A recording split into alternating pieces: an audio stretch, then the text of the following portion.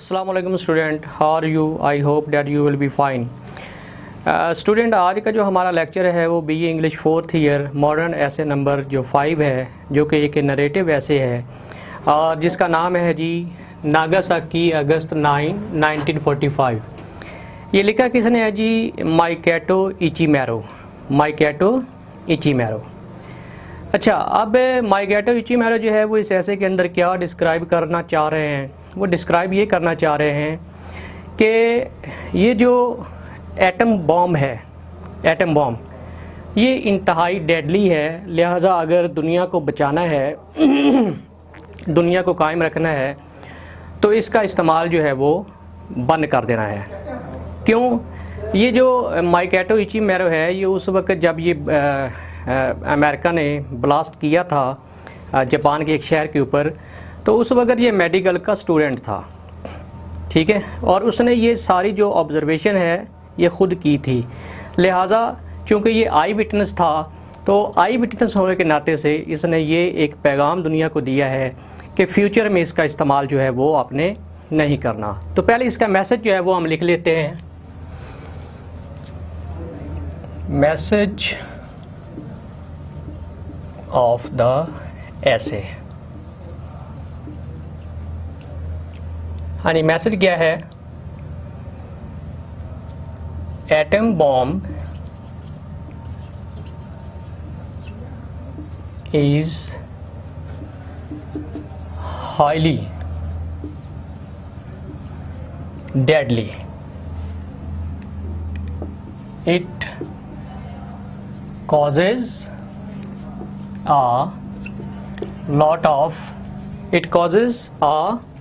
lot of death and destruction.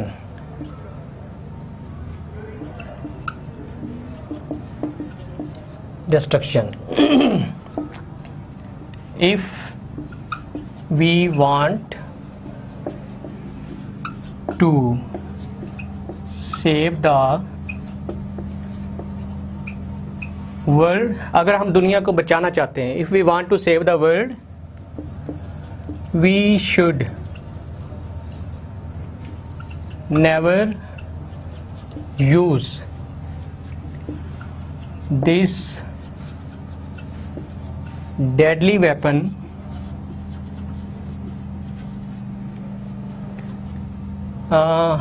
again in future। ठीक है जी। अब ये मैसेज स्टूडेंट मैंने इसलिए लिखवाया आपको कि बेसिकली जो इसके पीछे पर्पज़ है माइकेटो इचिमैरो का, वो यही मैसेज जो है वो कन्वे करना है, क्योंकि उसने ये सारी जो डेथ और डिस्ट्रक्शन है इसका वो आई विटनेस था और इसने ये अपनी आंखों से देखी थी। लिहाजा उसने मैसेज क्या दिया है? Atom bomb is highly deadly, ये बहुत ही मोहलक है, डिस्ट्रक्टिव है। It causes a lot of death and destruction, ये बहुत सी अमवात का और तबाही की वजह बनता है। If we want to save the world, अगर हमने दुनिया को बचाना है, we should never use this deadly weapon again in future. अगर हमने दुनिया को बचाना है तो फ्यूचर में इसका इस्तेमाल जो है वो हमने नहीं करना। बेसिकली थोड़ा सा मैं आपको ये इसका हवाला देता जाऊं कि नागासाकी अगस्त 9, 1945, ये 9 अगस्त 1945 का जो है वो वाक़या है और माइकेटो इचिमैरो जो है वो इसका आई विटनेस था, क्योंकि उस वक्त ये मेडिकल का स्टूडेंट था, ठीक है। बाद में ये मेडिकल का उसी कॉलेज में प्रोफेसर लग गया और ये पिछले दिनों इसकी डेथ हुई है। तो Nagasaki is a city of Japan, ये जापान का एक शहर है, ठीक है। और बेसिकली हुआ ये था कि ये सेकंड वर्ल्ड वार का दौर था और जापानीज़ जो थे वो सरेंडर नहीं कर रहे थे, यानी वो जंग से बाहर नहीं आ रहे थे, वो हार नहीं मान रहे थे। तो अमेरिका को ये खदशा हुआ कि अगर ये इस तरह ये सिलसिला चलता रहा तो हो सकता है कि ये जो सेकंड वर्ल्ड वार है ये प्रोलॉन्ग हो जाए, यानी ये तवालत पकड़ जाए, ये लंबी हो जाए। लिहाजा उन्होंने बकौल उनके, अब इसके ऊपर भी बड़ा क्रिटिसाइज़ हुआ है कि अगर किसी चीज़ को रोकना हो तो फिर ऐसा फ़ैसला करते हैं लिहाजा बकौल उनके वो कहते हैं कि हमने जंग को रोकने के लिए, क्योंकि Japanese were not ready to surrender, वो सरेंडर करने के लिए तैयार ही नहीं थे, तो बकौल उनके वो कहते हैं कि हमने जंग को रोकने के लिए जापान के 2 शहरों, एक नागासाकी है जिसके मुतालिक ये ऐसे है, और एक हिरोशिमा है। ठीक है, अब हिरोशिमा और नागासाकी के ऊपर इन्होंने 2 एटॉमिक बॉम्ब जो है वो ब्लास्ट किए, एटमी हमले किए, और उससे बेइंतहा जो तबाही है वो फैली, और दुनिया उस तबाही को आज भी भूली नहीं है, याद रखी हुई है। ये स्टूडेंट, ये वो दौर था जब ये मीडिया इतना फास्ट नहीं था, जब यानी कि जो रिकॉर्डिंग की कोई इतनी ज़्यादा सहूलियात नहीं थी, क्योंकि 1945 का वाक़या है।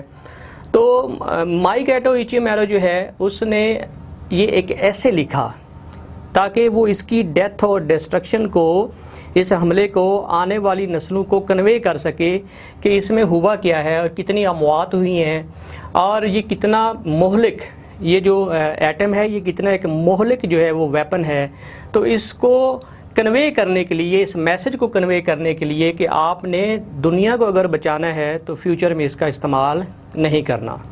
अच्छा, इससे हट के अगर स्टडी की जाए, रिसर्च की जाए थोड़ी सी, तो हमें ये भी पता चलता है कि उन्होंने जो बॉम्ब गिराए थे, एक का नाम था द लिटिल बॉय और एक का नाम था द फैट बॉय। अब ये जो लिटिल बॉय हैं और फैट बॉय हैं, जितनी तबाही इन्होंने फैलाई, वो दुनिया आज भी, स्पेशल जो जापानीज़ हैं वो आज भी इसको भूले नहीं है। बेइंतहा तबाही हुई, उसको हम अभी थोड़ी देर बाद इसका ज़िक्र भी करेंगे, पॉइंट्स की शक्ल में भी लिखेंगे। लिहाजा स्टूडेंट से मेरी ये रिक्वेस्ट है कि आपने इस मैसेज के ऊपर फोकस करना है, क्योंकि उसकी डेथ और डिस्ट्रक्शन जो है वो लिखने के बाद आपने जो माइकेटो इचिमैरो का जो मैसेज है, जिसको मैंने पहले लिख दिया है और सिंपल वर्ड में लिख दिया है, आपने वही लिखना है। और मैसेज के ऊपर ही जो है वो क्वेश्चन आते हैं कि इसका मैसेज क्या है, माइकेटो इचिमैरो जो है वो क्या कन्वे करना चाहता है, और ये उसने क्यों ये ऐसे लिखा है, ये नरेटिव जो ऐसे है, ये उसने जो बयान किया है, इसका मकसद जो है वो क्या है। ठीक है, अच्छा, अब मैंने मैसेज लिख दिया है। अच्छा, अब सिचुएशन क्या हुई थी, थोड़ी सी मैंने आपको इसकी हिस्ट्री भी बता दी कि ये 9 अगस्त 1945 का एक दिन था जब अमेरिका ने नागासाकी के ऊपर एटमी हमला किया। अच्छा, अब सिचुएशन क्या हुई थी, इस ऐसे के अंदर किन चीज़ों का जिक्र है वो मैं आपको पॉइंट्स की शक्ल में यहाँ पे लिख देता हूँ, बल्कि मैं पॉइंट नीचे से शुरू कर रहा हूँ ताकि अभी जो मैसेज है वो मैं रेज ना करूँ। नंबर 1 पे आप ये समझ लें कि the author was a medical student at that time. माइकेटो इचिमैरो जो थे वो उस वक्त मेडिकल, नागासाकी मेडिकल जो कॉलेज है उसमें एक तालिब इल्म थे, और ज़माना तालिब इल्मी जैसे होता है, जंग का भी दौर है, सेकंड वर्ल्ड वार लगी है, दुनिया तेज़ी से तबाह भी हो रही है, लेकिन जो मामलात ज़िंदगी हैं वो भी चलते रहते हैं। ये उस वक़्त ये एक मेडिकल कॉलेज का स्टूडेंट था। अच्छा, अब इसका जो हॉस्टल था जहाँ पे ये रहते थे वो इसके कॉलेज से तकरीबन 1 किलोमीटर या आधा किलोमीटर दूर था, और वहाँ पे पहुँचने के लिए इनको ट्रैम के ऊपर, यानी कॉलेज जाने के लिए इनको ट्रैम का सहारा, ट्रैम कार चलती थी, पटड़ियाँ बिछाई जाती थी, उनके ऊपर छोटे छोटे ट्रैम चलते थे, और ट्रैम के ऊपर बैठकर इनको कॉलेज जाना पड़ता था। अच्छा, अब हुआ क्या कि ये कॉलेज जाने के लिए निकला, और कहते हैं तकरीबन 9 अगस्त सुबह तकरीबन 11 बजे का टाइम है। ठीक है, अब ये गया वहाँ पे स्टेशन पे। When he reached the station, he was informed that his tram was derailed, यानी स्टेशन से पीछे जो है वो पटड़ी से उतर गई थी और आज जो है वो ट्रैम नहीं पहुंचेगी। लिहाजा अगर ये ट्रैम कार उल्टती ना, अगर ये पीछे ना उल्टी होती और वो आ जाती, ये कॉलेज में पहुंच जाता, तो समझ लें कि ये भी उसी वक्त अपने साथियों के साथ इसकी भी डेथ हो जानी थी। लिहाजा ये उसकी एक सर्वाइवल की रीज़न बनी है। वो जो ट्रैम कार जो है वो पीछे डीरेल होगी। डीरेल का मतलब होता है पटड़ी से उतर जाना। तो ये उसकी एक सर्वाइवल की एक ना वजह बन गई। अच्छा, अब वो कॉलेज तो पहुंच नहीं सकता था, so he went back to his hostel, लिहाजा वो अपने हॉस्टल में वापस चला गया। अच्छा, कहते हैं कि ये फरमाते हैं माइकेटो इचिमैरो के हम बैठे हुए थे और एक शोर हमने सुना, एक B-29 बॉम्बर प्लेन, उस त्यारे का नाम इसने लिखा है इस ऐसे के अंदर B-29, ठीक है, कार्बन यही है B-29 बॉम्बर प्लेन। क्योंकि ये जंग का दौर था, लिहाजा इनको ये अजीब तो नहीं लगा। ये बड़ा गरजता हुआ ऊपर से गुज़रा और थोड़ी देर बाद एक ज़ोर का धमाका हुआ। ये धमाके की आवाज़, वो कहते हैं कि हम हॉस्टल के कमरे में बैठे हुए थे और हमने सुनी, और उसके बाद क्या देखा कि एक येलो फ्लैश जो है वो आसमान में बिखर गई, और उसके बाद जो है वो आसमान का जो रंग है वो तब्दील होना शुरू हो गया, और जो नीचे से राख है उसने ऊपर को उठना शुरू कर दिया, और ऐसे लगा कि जैसे राख की बारिश हो रही हो। ठीक है, ब्लैक रेन स्टार्टेड फॉलिंग, उस इससे ऐसे के अंदर उसने लिखा है कि जैसे काली बारिश शुरू हो गई है। लिहाजा ये भागे पनाह लेने के लिए, आपने जो है वो क्या उसको कहते हैं वाशरूम में गए। तो मेरा ख्याल उतनी देर में दूसरा जो शहर है वहाँ पे भी धमाका हो गई या कुछ सिचुएशन बनी, इनके टॉयलेट की जो छत है वो भी उड़ गई और ये सेंसलेस हो गए, वहाँ पे बेहोश हो गए। और जब इनको होश आया तो ये इन्होंने अपने कॉलेज की तरफ जो है वो जाने की कोशिश की, लेकिन वो उस दिन वहाँ पे नहीं पहुँच सके। अब ये सारी सूरत हाल जो है वो उसने इस ऐसे के अंदर जो है वो डिस्क्राइब की है। लिहाजा नेक्स्ट डे, अगले दिन जब वो उस कॉलेज में अपने जाता है तो वहाँ पे जो उसने देखा, तो उसने जो देखा उसी तबाही को उसने अपने इस ऐसे के अंदर बयान किया है, और वो एक ऐसी डिस्ट्रक्शन का जिक्र करता है कि जिसको भुलाया नहीं जा सकता। अब वो डिस्ट्रक्शन क्या हुई थी, उसने क्या देखा था, वो मैं आगे मज़ीद जो है वो पॉइंट्स की शक्ल में लिखता हूँ, लेकिन मैं ऊपर से पहले थोड़ा सा इसको रेज़ कर लेता हूँ।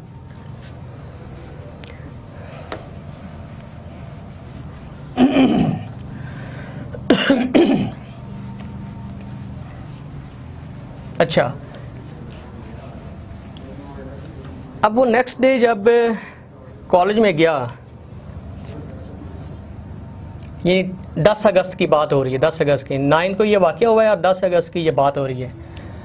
On next day when he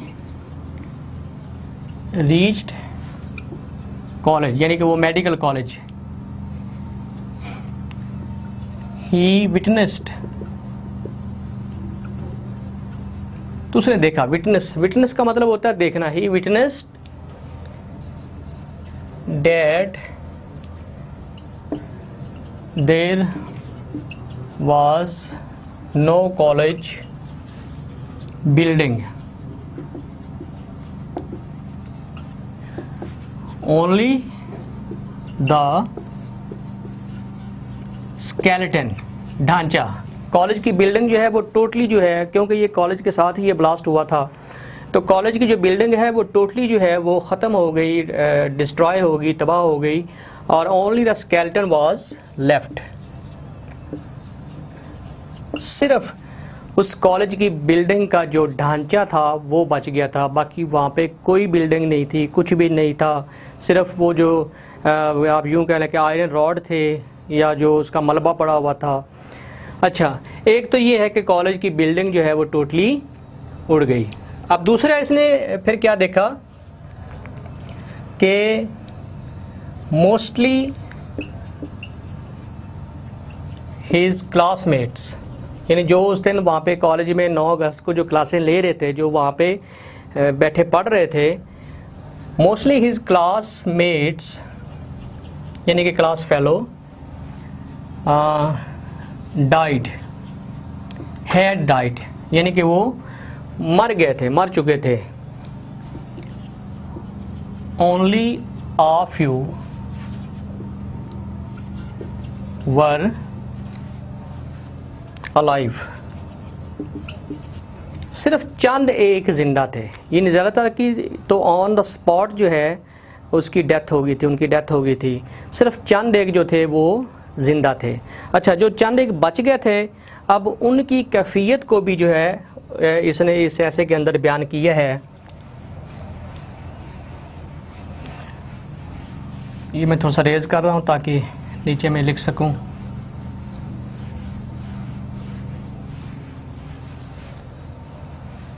अच्छा, वो जो अभी ज़िंदा थे उनकी कैफियत कैसी थी? But they were unable to move their bodies. वो इस तरह होपलेस और हेल्पलेस हो गए थे कि वो अपने जिस्म के किसी भी अज़ा को हरकत नहीं दे सकते थे। बस वो अपनी एक वो ब्लैंक आई से जो है वो देखे जा रहे थे। और वो जो उनकी आंखें हैं वो भी कहता है कि इम्प्रेशनलेस थी, उनके ऊपर कोई इम्प्रेशन नहीं था, कोई एक्सप्रेशन नहीं था। यानी कैफियत इस तरह बनती है कि जैसे वो ज़िंदा भी मरे हुए थे। Their eyes and faces were expressionless।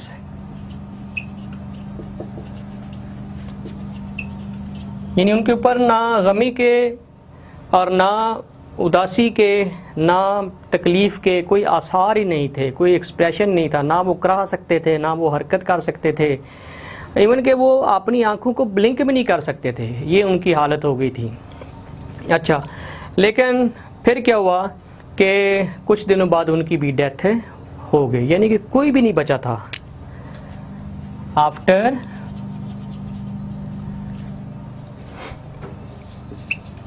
Some days they all died, यानी कुछ दिनों के बाद उन सब की जो है वो डेथ हो गई। अच्छा, इसके जो क्लासमेट थे वो बेचारे मारे गए। इसकी जो कॉलेज की बिल्डिंग है वो ख़त्म हो गई। अच्छा, फिर ये तज़किरा करता है कि उस कॉलेज के पीछे एक माउंटेन थी और उसके ऊपर काफ़ी दरख्त थे, काफ़ी सब्ज़ा था, लेकिन there was not even a single leaf left over the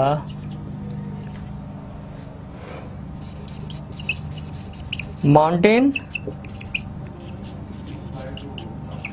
behind the college। वहाँ पे कहते हैं कि एक सिंगल ब्लेड भी जो है सब्ज़े का, एक घास का तिनका भी नहीं बचा था। और वो जो माउंटेन थी वो टोटली बाल्ड थी। बाल्ड का मतलब होता है कि जैसे आप यूँ कह लें कि जिसके ऊपर कुछ भी ना हो, खाली, बिल्कुल खाली। और इवन कि उस जो पहाड़ है, जो माउंटेन है, उसका कलर भी जो है वो चेंज हो गया। यानी कि इतना ये मोहलक जो है, इतना ये जो है, ये जो एटम होता है ये डेडली होता है, मोहलक होता है। अच्छा, अब फिर क्या इसने देखा जी, वहाँ पे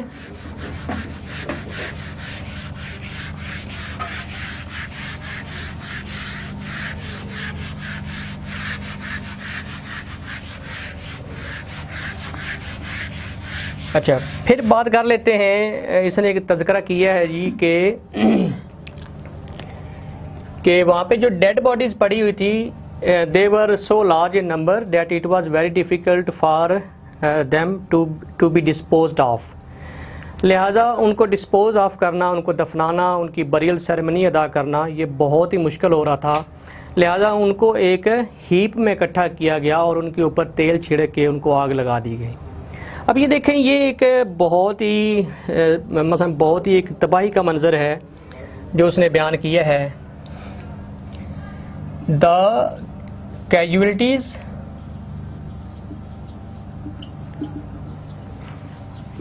were so large in number that it looked very difficult to dispose of them, to dispose of them, यानी उनको उनकी बरियल सेरेमनी अदा करना, उनको दफनाना, ठीक है ना, ये बहुत ही मुश्किल लग रहा था क्योंकि वहाँ पे डेड बॉडीज़ की जो तादाद है वो बहुत ही ज़्यादा थी। सो दे वर collected in a large pile, यानी उनका ढेर लगाया गया। पाइल का मतलब होता है उनको, उनका ढेर एक लगाया गया, इकट्ठा किया गया। एंड burnt to ashes, और उनको जला के राख कर दिया गया। burnt to ashes क्योंकि उनको दफनाना ये इनके बस की बात नहीं थी। मर लोग ज़्यादा गए थे, जो ज़िंदा बचे थे वो कम थे, लिहाजा डिस्पोज ऑफ करना जो है वो बहुत मुश्किल हो रहा था। लिहाजा इन्होंने सारी जो डेड बॉडी उनको इकट्ठा किया और उनको फिर आग लगा दी। अच्छा, उसके बाद फिर क्या है जी कि एक और सीन इसने ज़िक्र किया इस ऐसे के अंदर कि अब वहाँ पे गर्मी की जो शरह है वो बहुत ज़्यादा हो गई थी, तपश बहुत ज़्यादा हो गई थी, हीट बहुत ज़्यादा हो गई थी, क्योंकि वो जो ब्लास्ट की वजह से वहाँ पे रेडिएशन हुई थी, उसकी वजह से तपश जो है वो इंतहा को पहुँच चुकी थी। फिर हर तरफ आग भी लग गई थी। देर वर फायर्स एवरीवेयर, हर तरफ आग थी।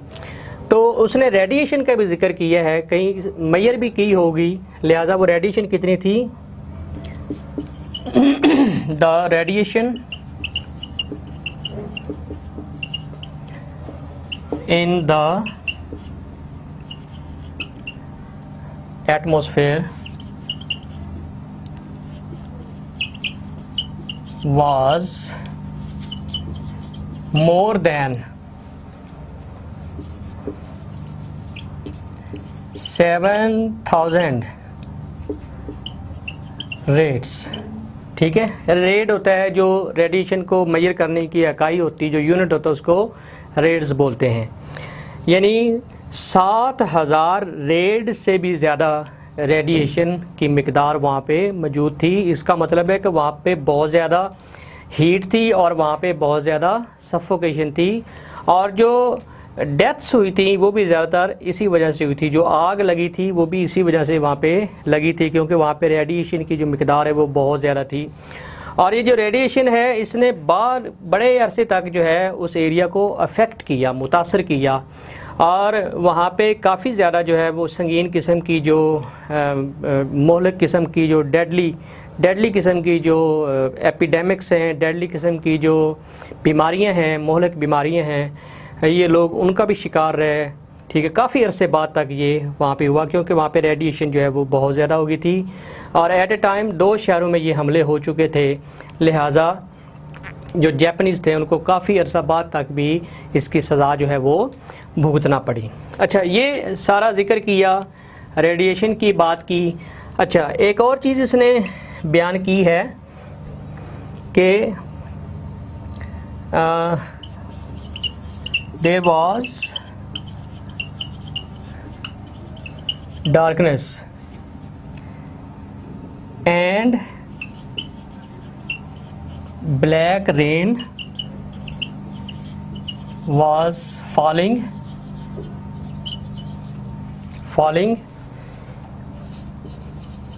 from the sky।